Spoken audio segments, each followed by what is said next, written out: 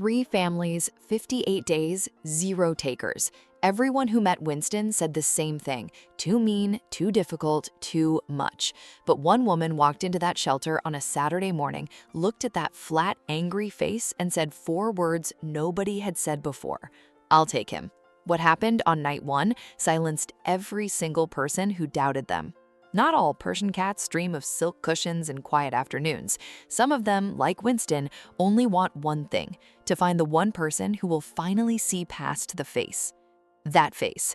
If you've ever seen a Persian cat, you already know what I mean. The flat nose, the permanently furrowed brow, the expression that says, without apology, that it finds you mildly disappointing. Winston wore that expression every single day of his life. He wore it at the shelter, he wore it when families came to look at him, he wore it when those same families turned around and walked away. 3 times in 58 days, someone took him home. 3 times in 58 days, someone brought him back. Too aggressive, said the first family. He hissed at everyone. Too antisocial, said the second. He hid under the bed for 9 straight days. Too much, said the third. Just too much. The shelter director, a woman named Carol, who had worked in rescue for 19 years and claimed nothing surprised her anymore, taped a small note to Winston's kennel door. It said, "Highly sensitive, needs patience, not for everyone." What it didn't say was the part Carol told every single visitor in a low, careful voice. "He's been here before," she'd say. "His original owner had him for 6 years. When she passed, her family brought him in. He hasn't been the same since." Winston was 9 years old, and for 58 days, nobody stopped long enough to hear that part. Laura Hensley was 44 years old and in the middle of what she privately called the worst year of her life. The divorce had been finalized in January. The house she'd lived in for 11 years had been sold in April.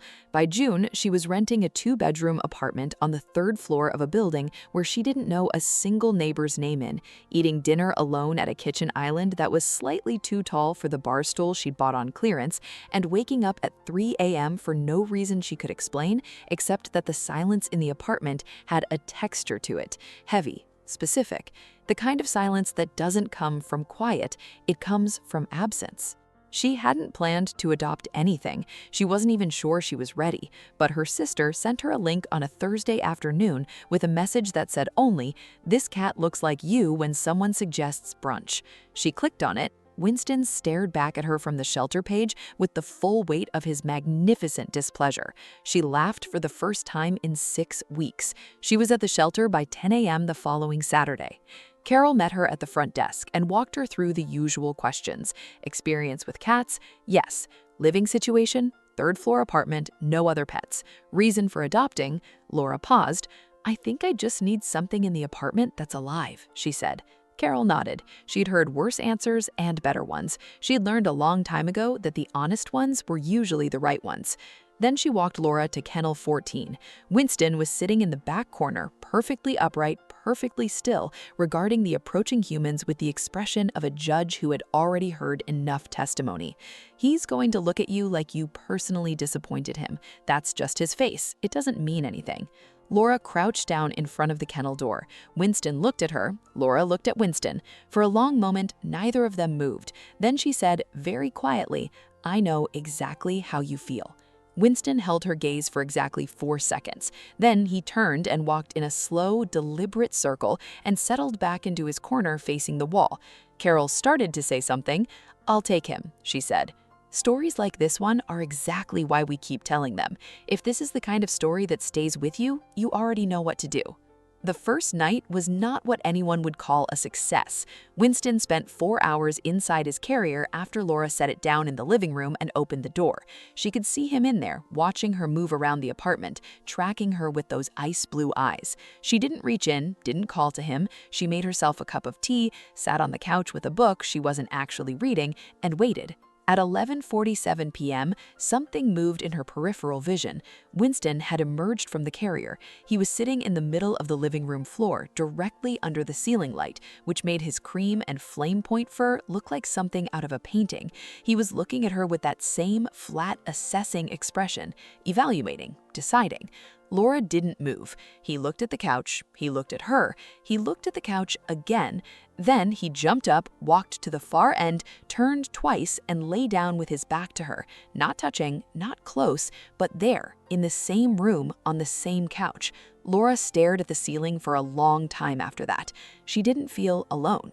If you're still watching and haven't subscribed yet, I'll be honest, that stings a little. Hit subscribe. You'll want to be here for what comes next.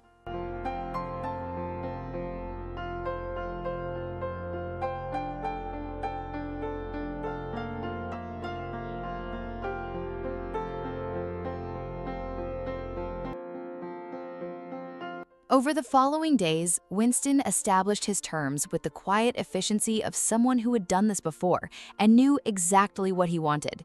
He would accept being in the same room, he would not accept being approached, he would eat his breakfast only after Laura had left the kitchen, he would sleep at the foot of the bed, not on it, and if she moved her feet too close to him in the night, she would wake to find him sitting on the nightstand staring at her with an expression that communicated disappointment without ambiguity. But there were small things that happened slowly enough that Laura almost missed them. On day 4, she was sitting at her kitchen island paying bills, and Winston walked in, sat directly beside her bar stool, and did nothing. Just sat there for 40 minutes, not asking for anything, not performing affection, just present in the way that certain people are present, steadily, without fanfare, in a way that makes the room feel different. On day 9, she came home from work to find him sitting on the windowsill, watching the door, not sleeping, waiting.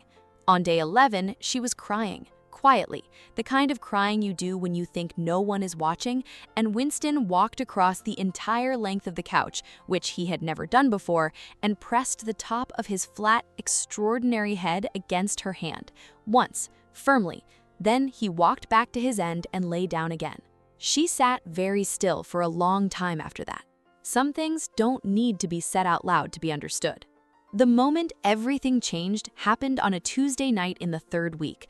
Laura had been on the phone with her sister for an hour, working through the kind of conversation that exhausts you even when it helps. When she hung up, she sat in the dark living room for a while, not turning on the lights. The apartment was quiet, the kind of quiet she used to dread. She heard a sound, a low, resonant rumble, steady and slow, like something warm and mechanical running very close to her. She looked down. Winston had climbed onto her lap, not beside her, not near her, her actual lap, all 11 pounds of him, his enormous fluffy body arranged with surprising precision, his chin resting on her knee, his eyes half closed.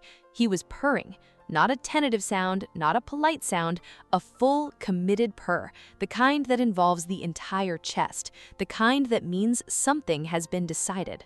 Laura put her hand on his back very carefully. He didn't move. She started crying again, but it was a different kind of crying this time. From that night forward, something shifted between them. Winston still wore the face. He still regarded the world with magnificent skepticism. He still hissed at the mailman and stared at delivery drivers through the window with the focused intensity of someone compiling evidence. He was still, technically, the cat that 3 families had returned. But every evening when Laura came home, he was on the windowsill, waiting. Every morning at 6:14 a.m., without fail, he would walk across the pillow and sit on her hair until she woke up, not gently, but consistently. And every night, without exception, he was there, 11 pounds of cream and caramel fur and chronic disapproval pressed against her side, purring like a small engine that had finally found its purpose. Carol called 4 months later to do a routine follow-up. Laura told her about the windowsill, about the hair, about the lap on the Tuesday night in the dark. There was a long pause on the phone. His original owner, Carol said finally, used to say he chose who he loved very carefully, but when he chose you, that was it. That was forever. Laura looked across the room at Winston, who was sitting on the back of the couch, staring at her with his permanent expression of dignified dissatisfaction. She thought about the 3 families who had brought him back. She thought about 58 days in Kennel 14. She thought about the note on his door, not for everyone. She thought, no, not for everyone, just for the right one. If you're thinking about adopting, especially an older cat, especially one with a face that the world has decided is too much, please don't walk past that kennel. Don't let the expression fool you. Don't let the silence fool you. The ones who take the longest to trust you are sometimes the ones who will trust you the most completely once they do. Give them time, give them space, give them the patience they never got before. Because sometimes the cat nobody wanted is sitting on a windowsill right now waiting for you to walk through the door. And when you do, they will never let you leave alone again. Would you have walked past Winston's kennel, or would you have stayed? Tell me in the comments.